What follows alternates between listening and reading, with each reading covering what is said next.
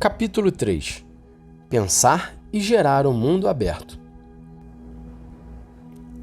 O ser humano está feito de tal maneira que não se realiza, não se desenvolve, nem pode encontrar a sua plenitude a não ser no sincero dom de si mesmo aos outros. E não chega a reconhecer completamente a sua própria verdade senão no encontro com os outros. Só comunico realmente comigo mesmo na medida em que me comunico com o outro. Isso explica por que ninguém pode experimentar o valor de viver sem rostos concretos a quem amar. Aqui está um segredo da existência humana autêntica, já que a vida subsiste onde há vínculo, comunhão, fraternidade. E é uma vida mais forte do que a morte, quando se constrói sobre verdadeiras relações e vínculos de fidelidade. Pelo contrário, não há vida quando se tem a pretensão de pertencer apenas a si mesmo e de viver como ilhas. Nestas atitudes, prevalece a morte. Mais além. A partir da intimidade de cada coração, o amor cria vínculos e amplia a existência, quando arranca a pessoa de si mesma para o outro. Feitos para o amor, existe em cada um de nós uma espécie de lei de êxtase, sair de si mesmo para encontrar nos outros um acrescentamento de ser. Por isso, o homem deve conseguir um dia partir de si mesmo, deixar de procurar apoio em si mesmo, deixar-se levar. Mas não posso reconduzir a minha vida à relação com um pequeno grupo, nem mesmo à minha própria família, porque é impossível compreender-me a mim mesmo sem uma teia mais ampla de relações. Não só as do momento atual, mas também as relações dos anos anteriores, que me foram configurando ao longo da minha vida. A minha relação com uma pessoa que estimo não pode ignorar que esta pessoa não vive só para a sua relação comigo, nem eu vivo apenas relacionando-me com ela. A nossa relação, se é sadia e autêntica, abre-nos aos outros que nos fazem crescer e enriquecem. O mais nobre sentido social hoje facilmente fica anulado sob intimismos egoístas, com aparência de relações intensas. Pelo contrário, o amor autêntico, que ajuda a crescer, e as formas mais nobres de amizade habitam em corações que se deixam completar. O vínculo de casal e de amizade está orientado para abrir o coração em redor, para nos tornar capazes de sair de nós mesmos até acolher a todos. Os grupos fechados e os casais autorreferenciais, que se constituem como um nós contraposto ao mundo inteiro, habitualmente são formas idealizadas de egoísmo e mera autoproteção. Não é sem razão que muitas populações pequenas e sobrevivendo em áreas desérticas conseguiram desenvolver uma generosa capacidade de acolhimento dos peregrinos que passavam, dando assim um sinal exemplar do dever sagrado da hospitalidade. Viveram-no também as comunidades monásticas medievais, como se verifica na regra de São Bento. Embora pudessem perturbar a ordem e o silêncio dos mosteiros, Bento exigia que se tratasse os pobres e os peregrinos com toda a consideração e carinho possíveis. A hospitalidade é uma maneira concreta de não se privar deste desafio e deste dom que é o encontro com a humanidade mais além do próprio grupo. Aquelas pessoas reconheciam que todos os valores por elas cultivados deviam ser acompanhados por esta capacidade de se transcender a si mesma numa abertura aos outros. O valor único do amor. As pessoas podem desenvolver algumas atitudes que apresentam como valores morais: fortaleza, sobriedade, laboriosidade e outras virtudes. Mas para orientar adequadamente os atos das várias virtudes morais, é necessário considerar também a medida em que eles realizam um dinamismo de abertura e união para com outras pessoas. Este dinamismo é a caridade que Deus infunde. Caso contrário, talvez tenhamos só uma aparência de virtudes, que serão incapazes de construir a vida em comum. Por isso, dizia São Tomás de Aquino, citando Santo Agostinho, que a temperança de uma pessoa avarenta nem sequer era virtuosa. Com outras palavras, explica São Boaventura que as restantes virtudes, sem a caridade, não cumprem estritamente os mandamentos como Deus os compreende. A estatura espiritual de uma vida humana é medida pelo amor que constitui o critério para a decisão definitiva sobre o valor ou a inutilidade de uma vida humana. Todavia, há crentes que pensam que a sua grandeza está na imposição das suas ideologias aos outros, ou na defesa violenta da verdade, ou em grandes demonstrações de força. Todos nós, crentes, devemos reconhecer isto. Em primeiro lugar está o amor. O amor nunca deve ser colocado em risco. O maior perigo é não amar. Procurando especificar em que consiste a experiência de amar, que Deus torna possível com sua graça, São Tomás de Aquino explicava como um movimento que centra a atenção no outro, considerando-o como um só comigo mesmo. A atenção afetiva prestada ao outro provoca uma orientação que leva a procurar o seu bem gratuitamente. Tudo isto parte de uma estima, de uma apreciação que, em última análise, é o que está por detrás da palavra caridade.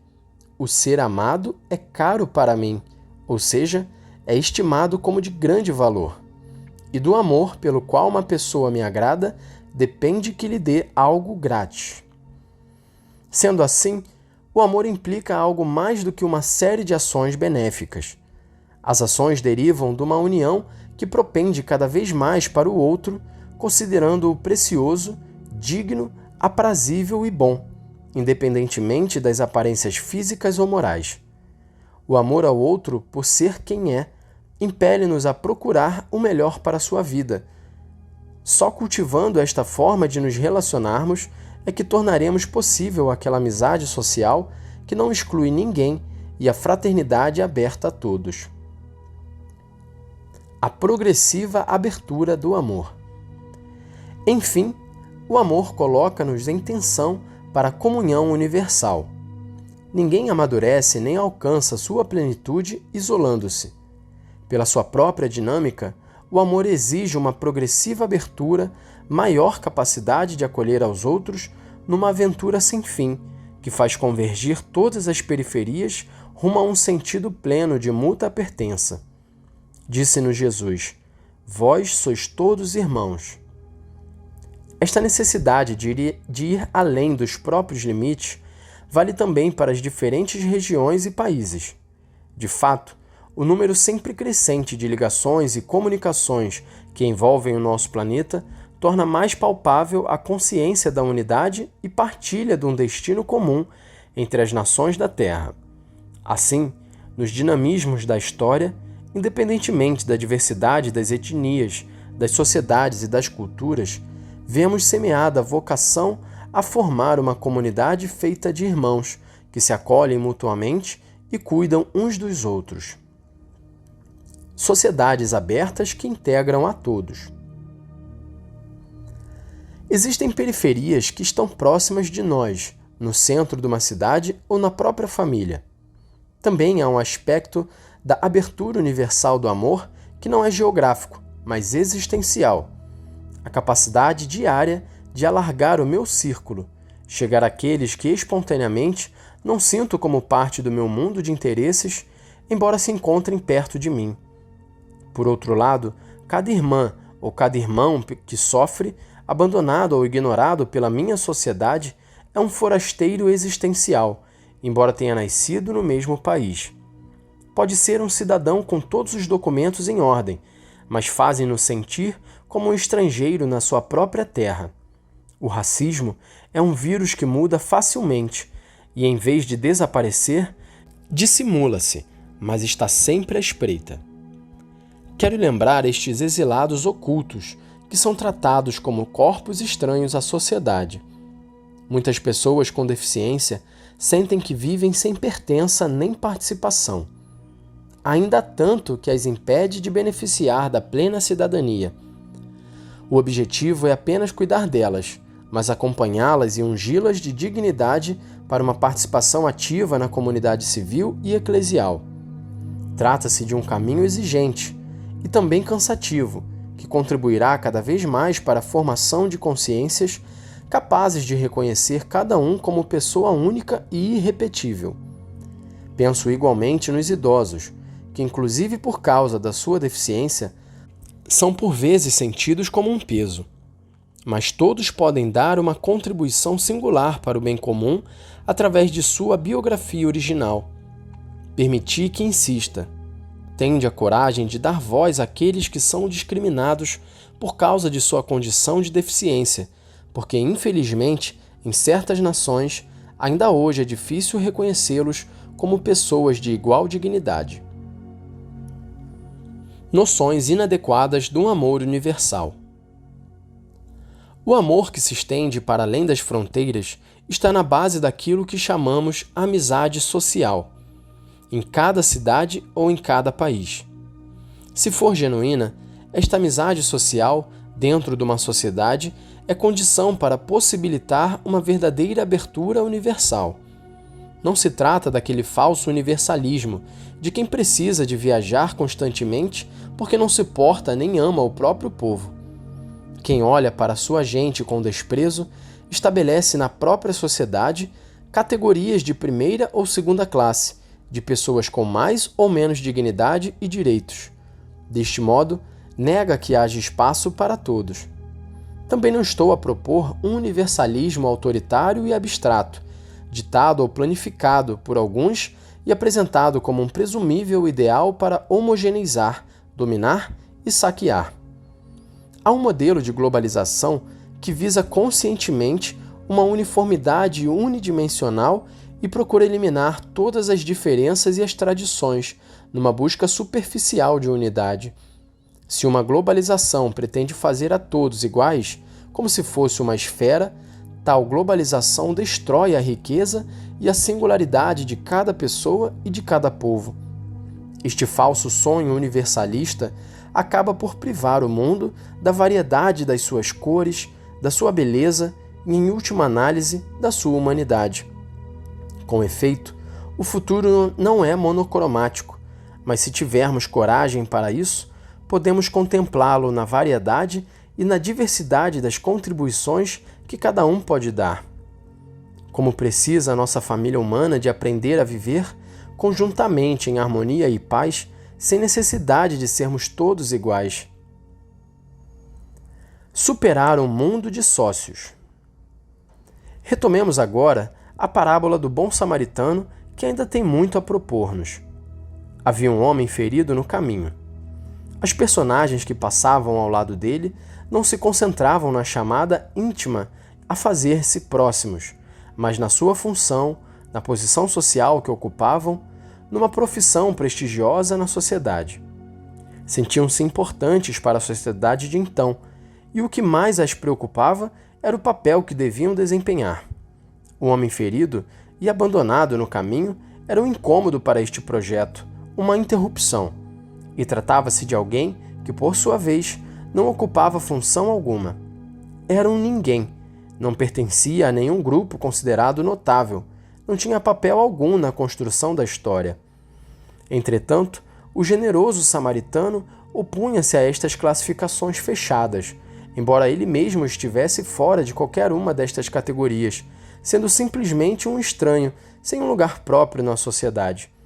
Assim, livre de todas as etiquetas e estruturas, foi capaz de interromper a sua viagem, mudar os seus programas, estar disponível para se abrir à surpresa do homem ferido que precisava dele. Que reação poderia provocar hoje essa narração, no mundo onde constantemente aparecem e crescem grupos sociais que se agarram a uma identidade que os separa dos outros?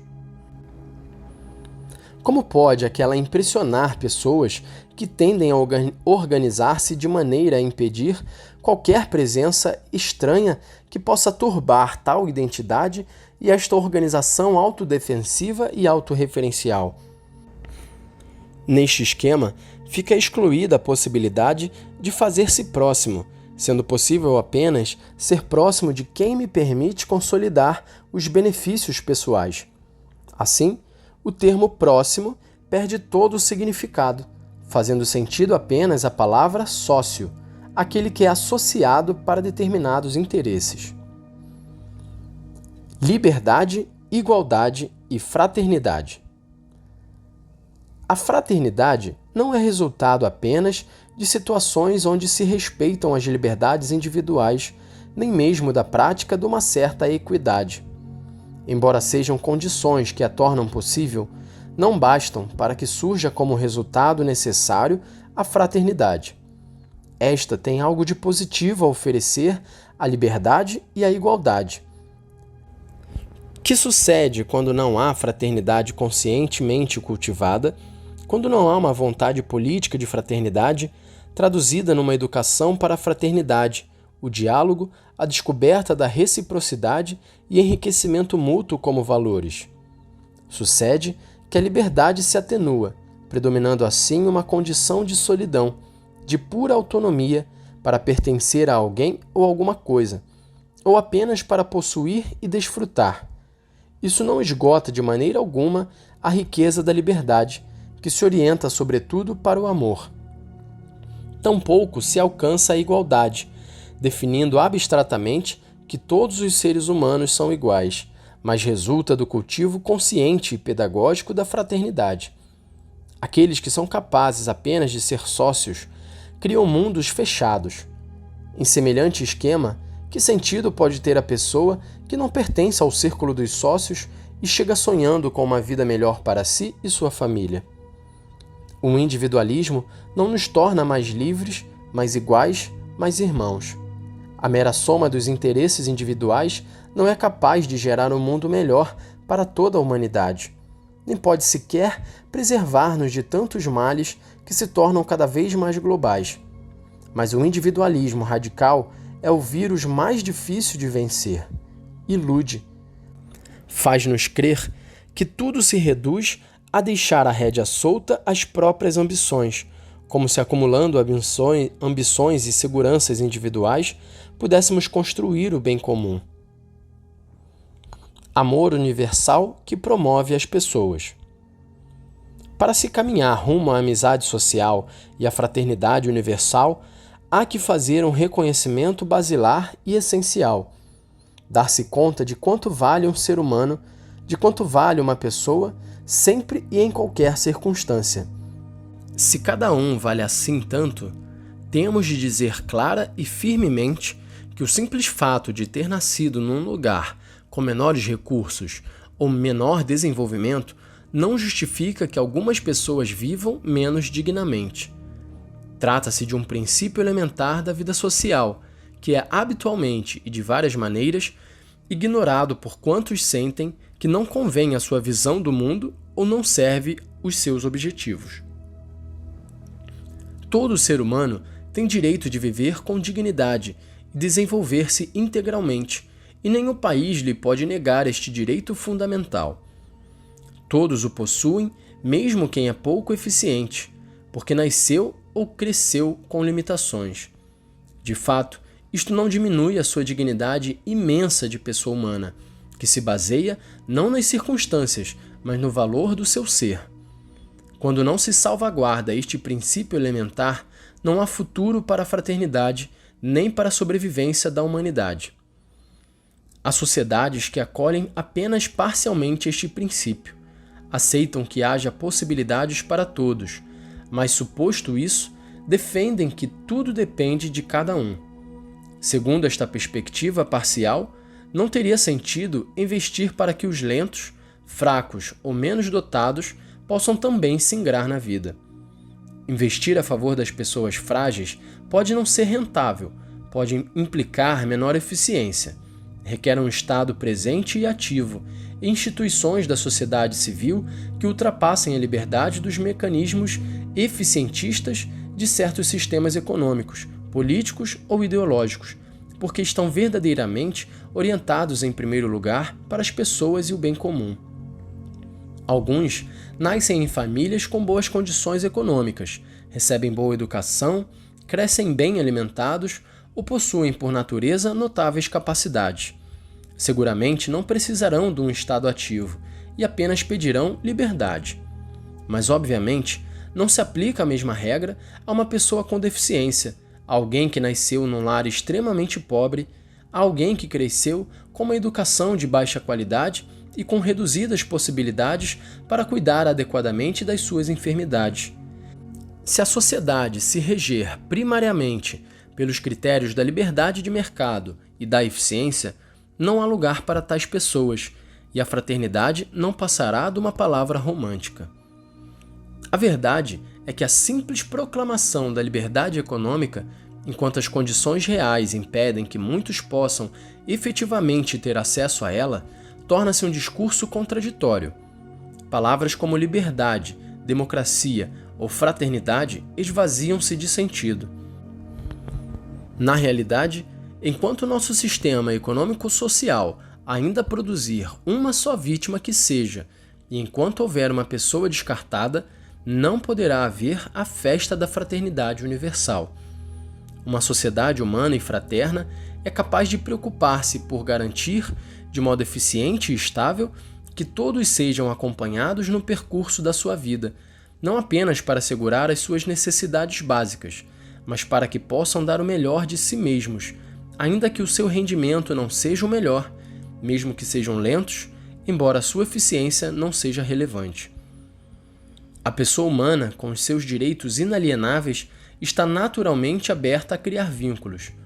Habita nela radicalmente o apelo a transcender-se a si mesma no encontro com os outros.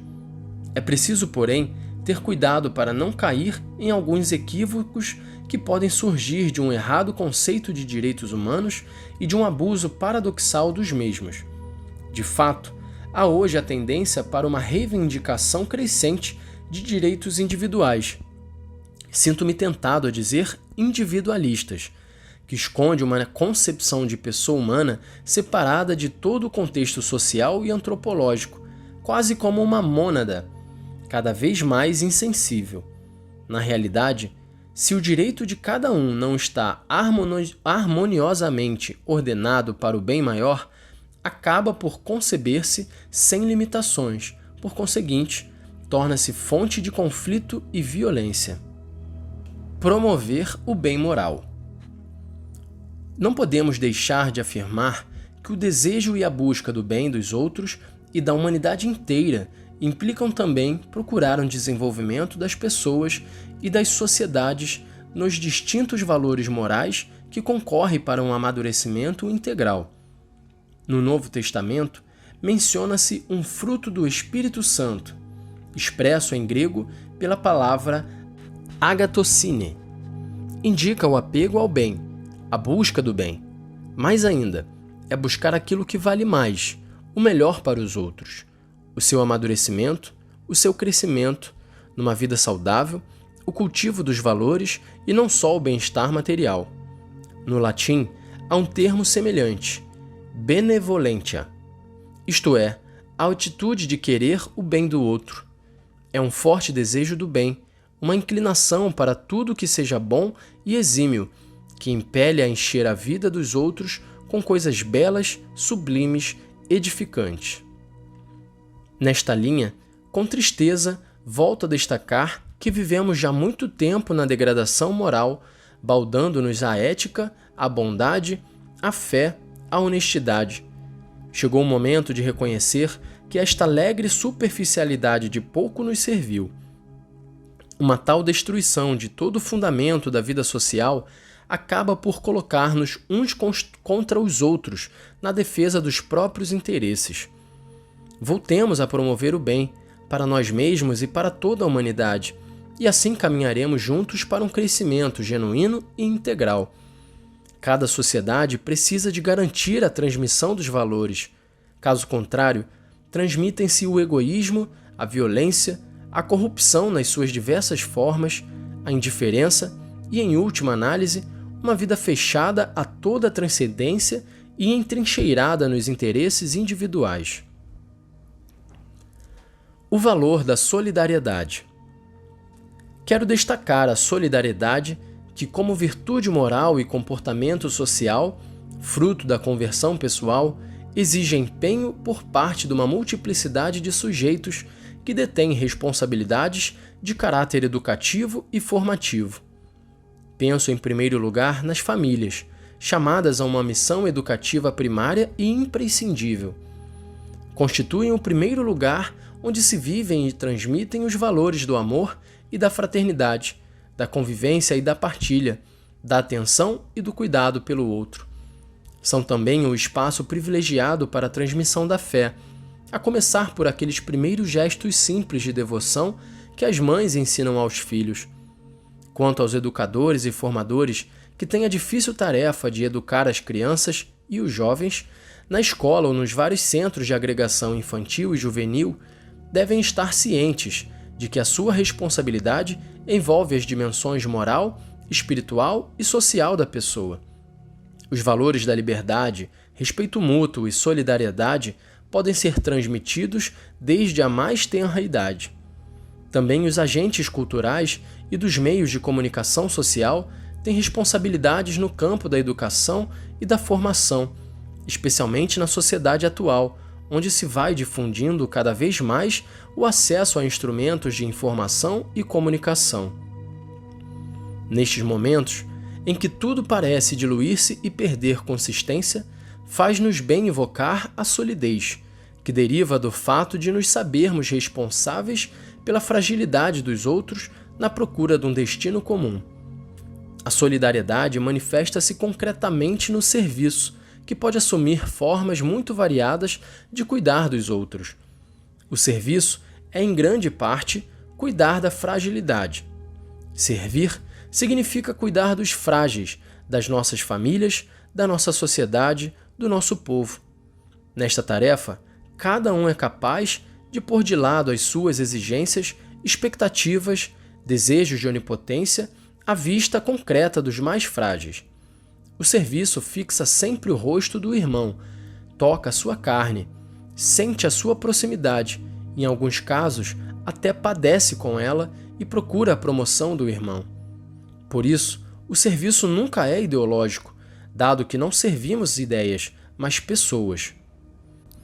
Os últimos, em geral, praticam aquela solidariedade tão especial que existe entre quantos sofrem, entre os pobres e que a nossa civilização parece ter esquecido, ou pelo menos tem grande vontade de esquecer. Solidariedade é uma palavra que nem sempre agrada. Diria que algumas vezes a transformamos num palavrão, que não se pode dizer, mas é uma palavra que expressa muito mais do que alguns gestos de generosidade esporádicos. É pensar e agir em termos de comunidade, de propriedade da vida de todos sobre a apropriação dos bens por parte de alguns. É também lutar contra as causas estruturais da pobreza, a desigualdade, a falta de trabalho, a terra e a casa, a negação dos direitos sociais e laborais. É fazer face aos efeitos destrutivos do império do dinheiro. A solidariedade, entendida no seu sentido mais profundo, é uma forma de fazer história, e é isto que os movimentos populares fazem. Quando falamos em cuidar da casa comum, que é o planeta, fazemos apelo àquele mínimo de consciência universal e de preocupação pelo cuidado mútuo que ainda possa existir nas pessoas. De fato, se alguém tem água de sobra, mas poupa-a pensando na humanidade, é por quem atingiu um nível moral que lhe permite transcender-se a si mesmo e ao seu grupo de pertença. Isto é maravilhosamente humano.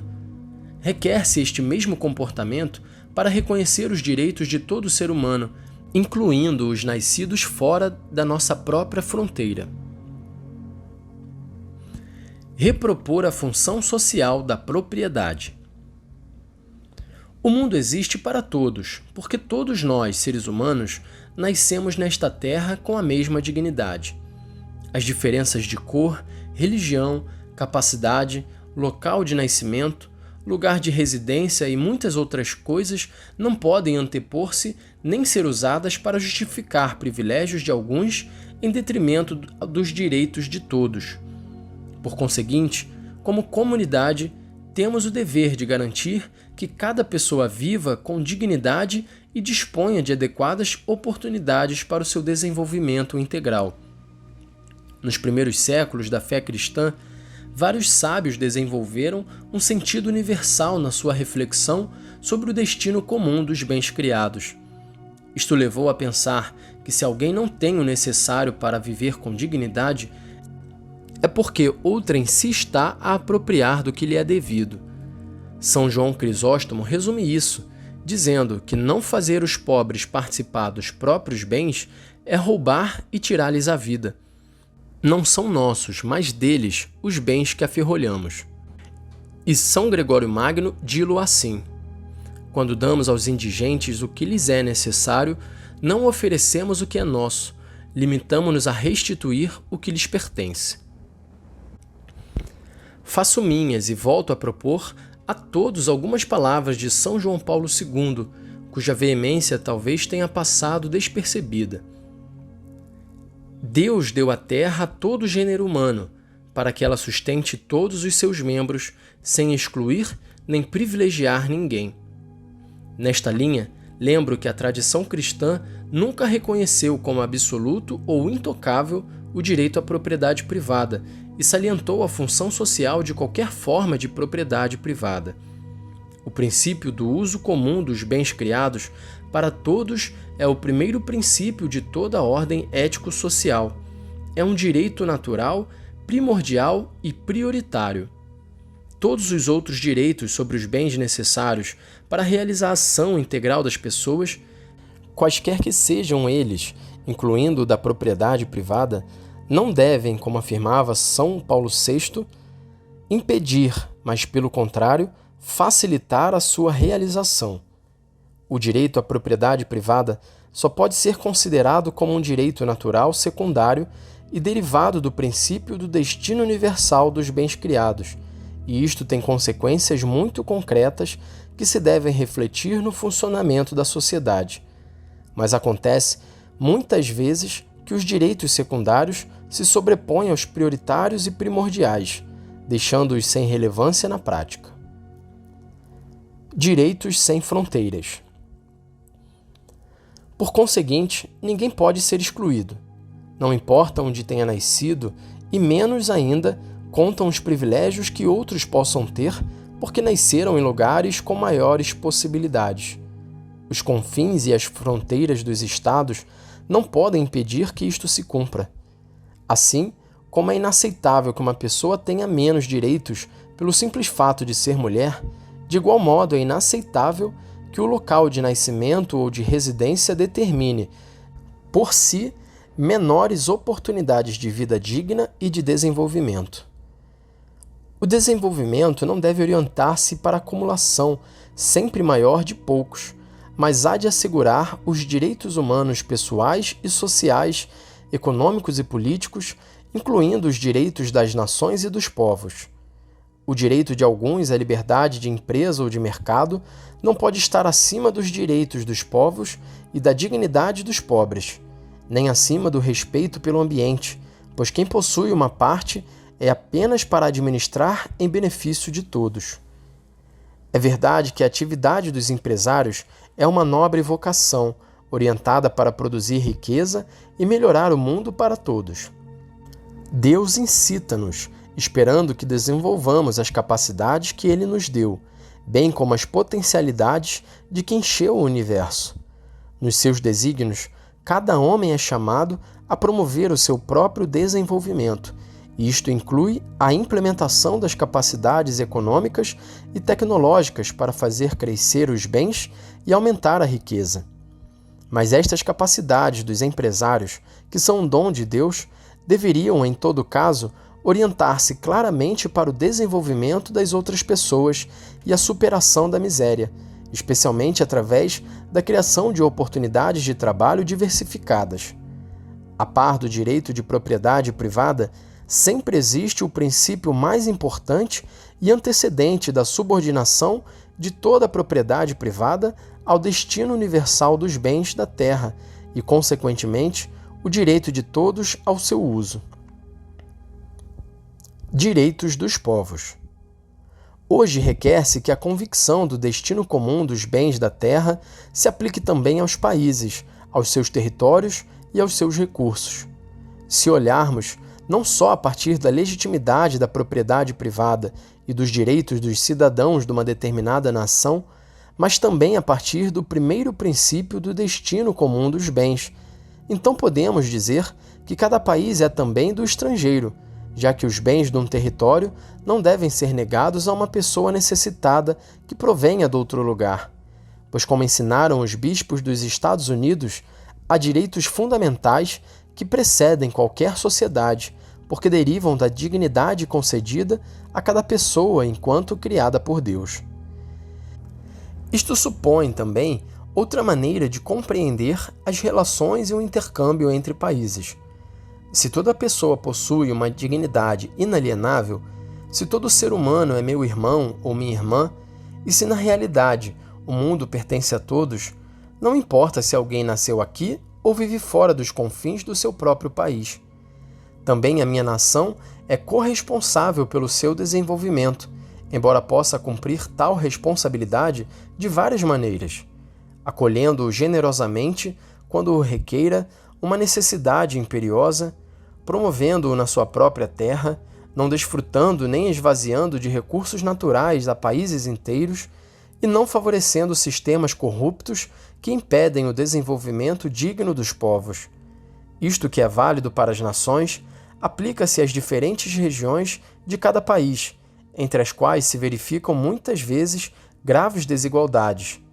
Entretanto, a incapacidade de reconhecer a igual dignidade humana leva, às vezes, a que as regiões mais desenvolvidas de alguns países aspirem por libertar-se do fardo das regiões mais pobres para aumentar ainda mais o seu nível de consumo. Falamos de uma nova rede nas relações internacionais, porque não é possível resolver os graves problemas do mundo pensando apenas em termos de mútua ajuda entre indivíduos ou pequenos grupos. Lembremos-nos que a desigualdade não afeta apenas os indivíduos, mas países inteiros, e obriga a pensar numa ética das relações internacionais. E a justiça exige reconhecer e respeitar não só os direitos individuais, mas também os direitos sociais e os direitos dos povos. Quanto afirmamos, implica que se assegure o direito fundamental dos povos à subsistência e ao progresso, que às vezes é fortemente dificultado pela pressão resultante da dívida externa. Em muitos casos, o pagamento da dívida não só não favorece o desenvolvimento, mas limita-o e condiciona-o intensamente. Embora se mantenha o princípio de que toda dívida legitimamente contraída deve ser paga, a maneira de cumprir este dever que muitos países pobres têm para com os países ricos não deve levar a comprometer a sua subsistência e crescimento. Trata-se, sem dúvida, de outra lógica. Se não se fizer o esforço para entrar nesta lógica, as minhas palavras parecerão um devaneio. Mas se aceita o grande princípio dos direitos que brotam de um simples fato de possuir a inalienável dignidade humana, é possível aceitar o desafio de sonhar e pensar numa humanidade diferente. É possível desejar um planeta que garanta terra, teto e trabalho para todos. Este é o verdadeiro caminho da paz, e não a estratégia insensata e míope de semear medo e desconfiança perante ameaças externas. Com efeito, a paz real e duradoura é possível só a partir de uma ética global de solidariedade e cooperação ao serviço de um futuro modelado pela interdependência e a corresponsabilidade na família humana inteira.